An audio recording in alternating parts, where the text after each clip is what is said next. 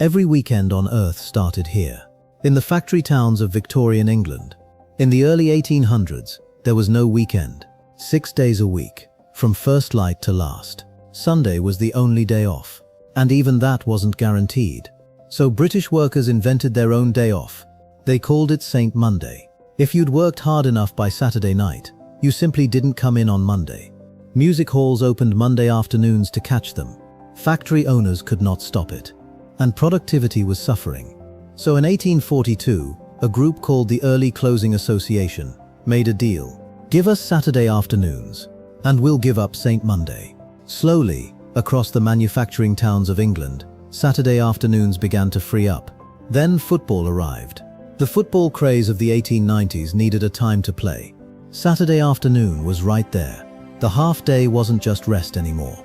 It was something to look forward to, but it was still only half a day. In 1933, during the Great Depression, a man named John Boot opened a new factory. He was the grandson of the founder of Boots Pharmacy. The factory was so efficient, it produced far more than he could sell. He had two choices: lay workers off, or give them Saturdays. He gave them Saturdays, full pay, no deductions. It worked. Other factories followed. The two-day weekend was born in England. It spread to America, to Europe, to every country on Earth that adopted the modern working week.